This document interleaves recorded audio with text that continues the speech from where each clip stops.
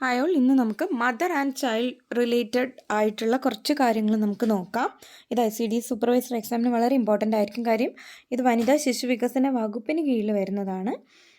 അമ്മയ്ക്കും കുട്ടിക്കും വേണ്ടി, അല്ലെന്നുണ്ടെങ്കിൽ ലാക്ടേറ്റിംഗ് ആയിട്ടുള്ള മദേഴ്സിന് വേണ്ടിയൊക്കെ വനിതാ ശിശു വികസന വകുപ്പ് ധാരാളം സർവീസുകൾ പ്രൊവൈഡ് ചെയ്യുന്നുണ്ട്. അപ്പോൾ എന്താണ് മദർ ആൻഡ് ചൈൽഡ് ആ ഒരു ബോണ്ട് എന്നൊക്കെ നമ്മൾ പഠിക്കണം. ഒരു മെറ്റേണൽ ബോണ്ട് എന്താണ്? The healthy future of society depends on the health of the children and their mothers, who are guardians of that future. Maternal bond is the relationship between a mother and her child. While typically associated with the pregnancy and childbirth, a maternal bond may also develop in cases where the child is unrelated, such as an adoption. ഇപ്പോൾ ഒരു maternal bond എന്ന് പറഞ്ഞു കഴിഞ്ഞാൽ എന്താണ്? അമ്മയും കുഞ്ഞുമായിട്ടുള്ള ആ ഒരു ബന്ധമല്ലേ? അത് എപ്പോഴാണ്?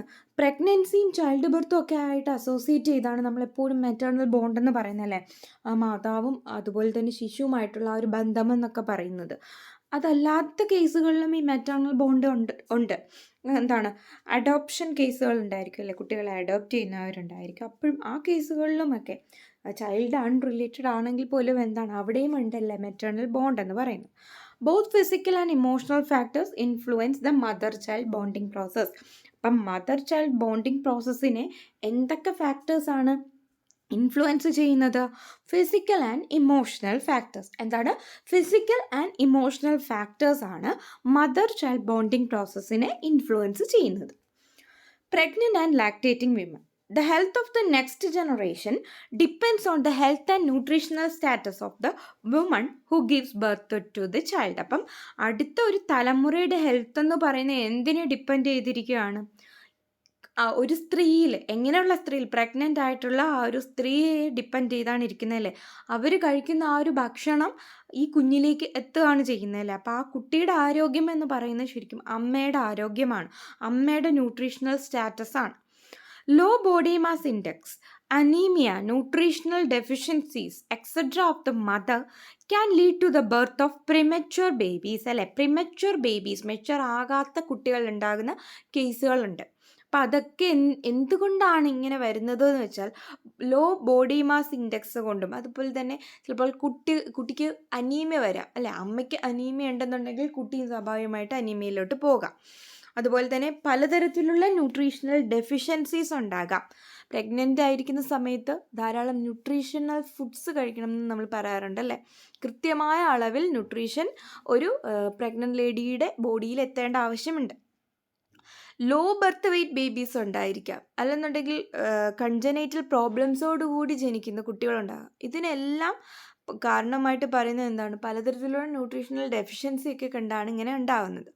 Poor nutritional status of the mother will result in poor nutritional status of the newborn. അത് നമ്മൾ പറഞ്ഞില്ലേ, അമ്മയ്ക്ക് പുവർ ആയിട്ടുള്ള ഒരു ന്യൂട്രീഷണൽ സ്റ്റാറ്റസ് ആണെന്നുണ്ടെങ്കിൽ കുട്ടിക്കും എന്തായിരിക്കും? പുവർ ആയിട്ടുള്ള ഒരു ന്യൂട്രീഷണൽ സ്റ്റാറ്റസ് ആയിരിക്കും ഉണ്ടായിരിക്കുന്നത്.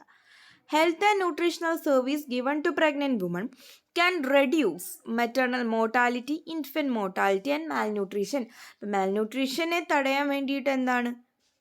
ഈ ഒരു പ്രഗ്നൻറ്റ് വിമണിന് ഹെൽത്തും ന്യൂട്രീഷണൽ സർവീസും എല്ലാം നൽകിയാൽ മതി. ഓക്കെ, പ്രഗ്നൻറ്റ് വിമൺ ന്യൂട്രീഷണലി ഫിറ്റാണ്, നല്ല ഹെൽത്താണ് ആൾക്കുള്ളത് എങ്കിൽ എന്താണ് റെഡ്യൂസ് ചെയ്യാൻ പറ്റുന്നത്? മെറ്റേണൽ മോർട്ടാലിറ്റി റെഡ്യൂസ് ചെയ്യാൻ പറ്റും അല്ലേ? അപ്പം മാതൃശിശു മരണനിരക്ക് നമ്മൾ പറയില്ല, maternal and infant mortality rate എന്ന് പറയുന്നത്, ഇത് കുറയ്ക്കാൻ പറ്റും. അതുപോലെ മാൽന്യൂട്രീഷനും കുറയ്ക്കാൻ പറ്റും. For the first 6 months of his or her life, the child obtained nutrition solely from breast milk. നമുക്കറിയില്ല, ആദ്യത്തെ 6 മാസം മുലപ്പാൽ മാത്രം നൽകുക എന്ന് ആശുപത്രിയിലൊക്കെ നമ്മളോട് പറയാറുണ്ട്, അല്ലെങ്കിൽ പല സ്ഥലങ്ങളിൽ നമ്മളിങ്ങനെ എഴുതി വെച്ചിട്ടുണ്ട് അല്ലെ, ഒട്ടിച്ചൊക്കെ വെച്ചിട്ടുണ്ട്. ആദ്യത്തെ 6 മാസം നമ്മൾ ഹോസ്പിറ്റലിലൊക്കെ പോകുമ്പോൾ നമുക്ക് കാണാൻ പറ്റുന്നതാണ്. ആദ്യത്തെ 6 മാസം കുട്ടിക്ക് ബ്രസ്റ്റ് മിൽക്ക് മാത്രം നൽകുക. ആ ബ്രസ്റ്റ് മിൽക്കിൽ എന്ന് പറയുന്നത് എല്ലാ ന്യൂട്രിയൻസും അടങ്ങിയിട്ടുണ്ട്, എല്ലാ വൈറ്റമിൻസും ന്യൂട്രിയൻസും അതുപോലെ തന്നെ വാട്ടർ കണ്ടൻറ്റും അടങ്ങിയിട്ടുണ്ട്. അതുകൊണ്ട് പ്രത്യേകിച്ച് ഈ കുട്ടിക്ക് വെള്ളം കൊടുക്കേണ്ട ആവശ്യമില്ല അല്ലേ? 6 മാസത്തിൽ വെള്ളം കൊടുക്കേണ്ട കാര്യവും ഇല്ല എന്ന് നമ്മൾ കേട്ടിട്ടുള്ള കാര്യമാണ്. The care given to lactating mothers ensure not only the health of the mothers but also the health and well-being of her child. അത് നമ്മൾ പറയേണ്ട കാര്യമില്ലല്ലോ. ലാക്ടേറ്റിംഗ് ആയിട്ടുള്ള മദേഴ്സ് നല്ല ഫുഡ് കഴിക്കാൻ പറയുന്നുണ്ട്. കാരണം എന്താണ്? ആ കുട്ടിക്ക് ആ കുടിക്കുന്ന പാല് വഴി ആ ഒരു ന്യൂട്രിയൻസ് ഒക്കെ ലഭിക്കാൻ വേണ്ടിയിട്ടാണ്. അതോടൊപ്പം കുട്ടി healthy ആയിട്ടിരിക്കുമല്ലോ. Apart from this, the new mothers need information on breastfeeding, care of newborn, and parenting. A range of service should be provided to her to ensure the survival and development of the child.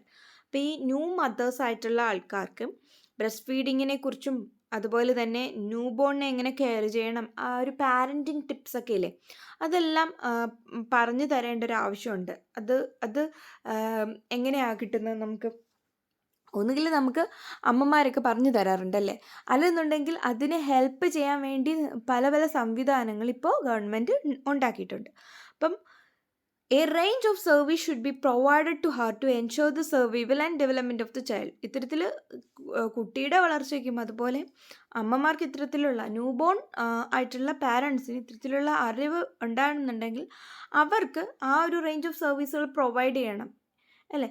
അപ്പോൾ അത്തരത്തിലുള്ള കാര്യങ്ങൾ വനിതാ ശിശു വികസന വകുപ്പ് വഴിയൊക്കെ ചെയ്യാറുണ്ട്. അതിൽ ഫസ്റ്റ് 1000 ഡേയ്സ്, ഇവിടെ ഇപ്പോൾ ഡേയുടെ ആ ഒരു ഡേ കാണാൻ പറ്റുന്നില്ല കേട്ടോ, ഡേയ്സ് എന്നാണ് കേട്ടോ. ഫസ്റ്റ് 1000 ഡേയ്സ് എന്ന് പറഞ്ഞ് നമ്മൾ പറയുന്നുണ്ട്. അതെന്താണെന്ന് വെച്ച് കഴിഞ്ഞാൽ ഒരു വുമൻ്റെ pregnancy, the 1000 days between a women's pregnancy and her child second birthday.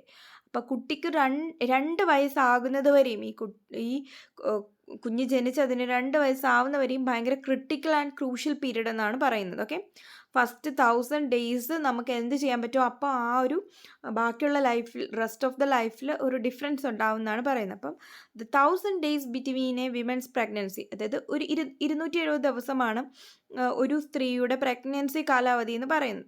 അതോടൊപ്പം തന്നെ കുഞ്ഞിൻ്റെ 2ാമത്തെ പിറന്നാൾ, അപ്പം അത്രയും ഒരു 2 വർഷം കൂടി കഴിഞ്ഞു അല്ലേ. അപ്പം ഏകദേശം 730 ഡേയ്സ് എന്ന് പറയുന്നത് വളരെ ക്രിട്ടിക്കലാണ്, വളരെ ഇമ്പോർട്ടൻ്റ് ആണ്, ക്രൂഷ്യൽ പീരീഡാണ്.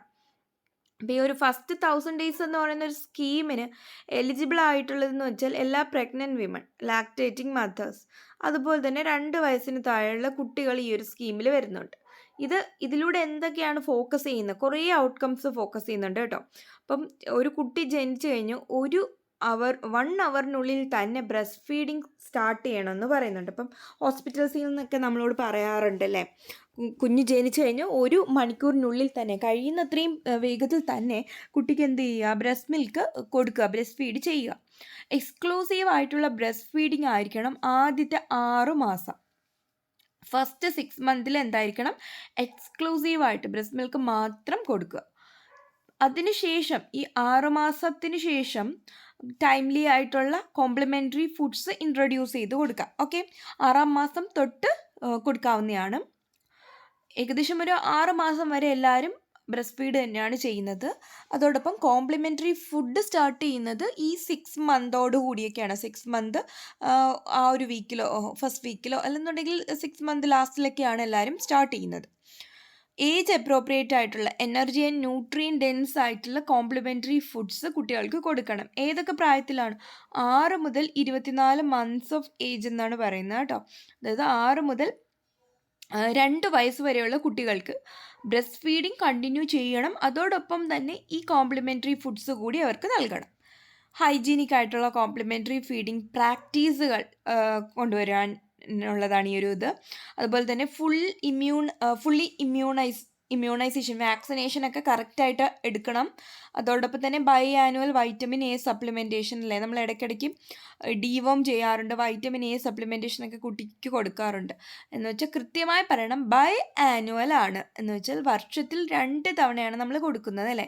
6 മാസം കൂടുമ്പോഴല്ലേ നമ്മൾ വൈറ്റമിൻ എ കുട്ടിക്ക് കൊടുക്കാൻ കൊണ്ടുപോകുന്നത്. അതോടൊപ്പം തന്നെ ഡീവോമിങ് എത്ര പേര് ചെയ്യാറുണ്ടെന്ന് അറിയില്ല, ഡീവോമിങ്ങും ചെയ്യണം. വിരശല്യം ഉണ്ടാകാതിരിക്കാൻ ഡീവോമിങ്ങും ചെയ്യണം എന്നാണ് പറയുന്നത്. Frequent feeding and breastfeeding during and after illness, including oral rehydration therapy, zinc supplementation for children with diarrhea. അപ്പോൾ ബ്രസ്റ്റ് ഫീഡിങ് ഫ്രീക്വൻ്റ് ആയിട്ട് ചെയ്യണം. എപ്പോഴാണ്? കുട്ടിക്ക് വയ്യായ്മ ഉണ്ടായിരിക്കുമ്പോൾ, അതിന് after and during. Okay, frequent feeding and breast feeding during and after illness. അപ്പോൾ വയ്യാത്തത് കൊണ്ട് കുട്ടിക്ക് breast feed ചെയ്യില്ല എന്നല്ല, ചെയ്യണം. എന്നാൽ മാത്രമേ ആ കുട്ടിക്ക് അതിനുള്ള ആ ഒരു ഇമ്മ്യൂണിറ്റി കിട്ടുകയുള്ളൂ. അപ്പോൾ ഈ ബ്രസ്റ്റ് ഫീഡിങ്ങിൻ്റെ ഏറ്റവും വലിയ ബെനിഫിറ്റ് അല്ലെങ്കിൽ അതിൻ്റെ ഒരു ഇമ്പോർട്ടൻസ് എന്ന് പറയുന്നത് തന്നെ കുട്ടിക്ക് ഇമ്മ്യൂണിറ്റി പവർ വർദ്ധിപ്പിക്കാൻ ഏറെ സഹായകമാണ് എന്നുള്ളതാണ്. അപ്പോൾ എന്ത് ചെയ്യുക, കുട്ടിക്ക് വയ്യെങ്കിൽ അപ്പോഴും ബ്രസ്റ്റ് ഫീഡ് ചെയ്യുക, നല്ലതുപോലെ ആ അസുഖം കഴിഞ്ഞതിന് ശേഷവും നല്ലതുപോലെ ബ്രസ്റ്റ് ഫീഡ് ചെയ്യുക. ഇനി കുട്ടികൾക്ക് വളരെ കൂടുതലാണ് ഈ ഡയറിയൊക്കെ പോലുള്ള സാഹചര്യങ്ങളൊക്കെ വരുമ്പോൾ നമ്മൾ ORS ഒക്കെ കലക്കി കൊടുക്കാറുണ്ട്. ഓറൽ റീഹൈഡ്രേഷൻ തെറാപ്പി അല്ലെന്നുണ്ടെങ്കിൽ സിങ്ക് സപ്ലിമെൻറ്റേഷനൊക്കെ നൽകാവുന്നതാണ്. Timely and quality therapeutic feeding and case for children with severe acute Mal nutrition. ചില കുട്ടികൾക്കൊക്കെ ഭയങ്കരമായിട്ട് മാൽനറിഷ്ഡ് ആയിരിക്കും അവർ. പല പല വൈറ്റമിൻ്റെ കുറവുകളും ന്യൂട്രിയൻസ് ഒട്ടും തന്നെ ഇല്ലാത്ത കുട്ടികളുണ്ടായിരിക്കും. ബോഡിയിൽ അത്രയ്ക്കും ഇമ്മ്യൂണിറ്റി പവർ കുറഞ്ഞ കുട്ടികളുണ്ടായിരിക്കും. അപ്പോൾ അവർക്കൊക്കെ ടൈംലി അതുപോലെ തന്നെ ക്വാളിറ്റി ആയിട്ടുള്ള തെറാപ്പറ്റിക് ഫീഡിംഗ് ഒക്കെ നൽകണം. പിന്നെ early detection of disability in children. കുട്ടികളിലെ ഡിസബിലിറ്റികൾ എത്രയും വേഗത്തിൽ ഡിറ്റക്റ്റ് ചെയ്യുക എന്നൊക്കെ ഉള്ളതാണ് ഫോക്കസ് ചെയ്തിരിക്കുന്ന ഈ ഒരു 1000 days പ്രോഗ്രാം ഫോക്കസ് ചെയ്തിരിക്കുന്നത്. ഇനി സർവീസ് ഡെലിവറിയാണ് പറയുന്നത്. Medical camps are conducted every 3 months for all pregnant and lactating women.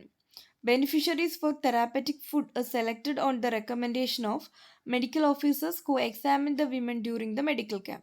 Food is distributed to selected beneficiaries from Anganwadi centers once a month.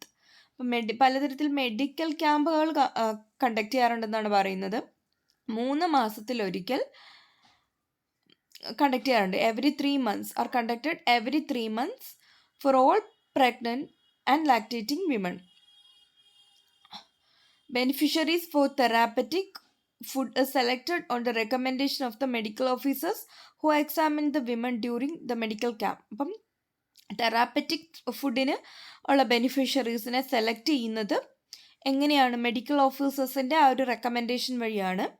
Medical ക്യാമ്പിൽ അവർ നോക്കുമല്ലോ, നോക്കുമ്പോൾ അവിടെ അവർക്ക് അതിൻ്റെ ഒരു കുറവ് തോന്നുകയാണെന്നുണ്ടെങ്കിൽ അവരെ സെലക്ട് ചെയ്യുകയാണ് ചെയ്യുന്നത്. Food ready to cook is distributed to selected beneficiaries from Anganwadi centers once a month.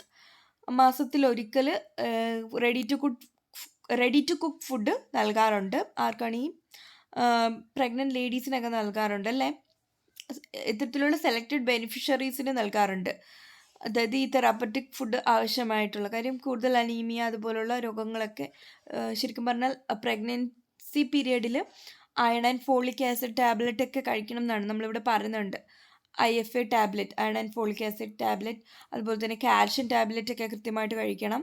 Health ചെക്കപ്പുകൾ നടത്തണം. അതുപോലെ സപ്ലിമെൻ്ററി ന്യൂട്രീഷൻ നൽകണം. Nutrition and health education, then reproductive health education, ഇതെല്ലാം ചെയ്യേണ്ട സർവീസ് ഡെലിവറീസ് ആണ്. പിന്നെ ഇംപ്ലിമെൻറ്റിംഗ് ഏജൻസി എന്ന് പറയുന്നത് ഇത്തരത്തിൽ ഉള്ള ലാക്ടേറ്റിംഗ് മദേഴ്സ് അതുപോലത്തെ പ്രഗ്നൻറ്റ് മദേഴ്സൊക്കെ അവരുടെ രജിസ്ട്രേഷൻ നടത്തേണ്ടത് എവിടെയാണ്? അംഗൻവാടി സെൻറ്റേഴ്സിലാണ്. പ്രഗ്നൻ്റ് ആയിരിക്കുമ്പോൾ തന്നെ നമ്മൾ രജിസ്റ്റർ ചെയ്യുന്നു നിയറസ്റ്റ് ആയിട്ടുള്ള അംഗൻവാടി സെൻറ്റേഴ്സിൽ. അപ്പോൾ ഈ സർവീസുകളെല്ലാം കിട്ടുന്നതാണ്. ആപ്ലിക്കേഷൻ ഫോംസോ അങ്ങനെയൊന്നും തന്നെ നമുക്ക് വയ്ക്കേണ്ട കാര്യമില്ല. എന്തെങ്കിലും ഗ്രീവൻസുകൾ ഉണ്ടെങ്കിൽ അത് കൺസേൺഡ് CDPO ഓഫീസിൽ അറിയിക്കാവുന്നതാണ്. അടുത്തതായിട്ട് നമുക്ക് സപ്ലിമെൻ്ററി ന്യൂട്രീഷൻ പ്രോഗ്രാമാണ് പഠിക്കാനുള്ളത്. ഇന്നത്തെ വീഡിയോയിൽ നമുക്ക് ഇത് മാത്രം പഠിച്ചാൽ മതി. സപ്ലിമെൻ്ററി ന്യൂട്രീഷൻ പ്രോഗ്രാം നമുക്ക് അടുത്ത വീഡിയോയിൽ പഠിക്കാം.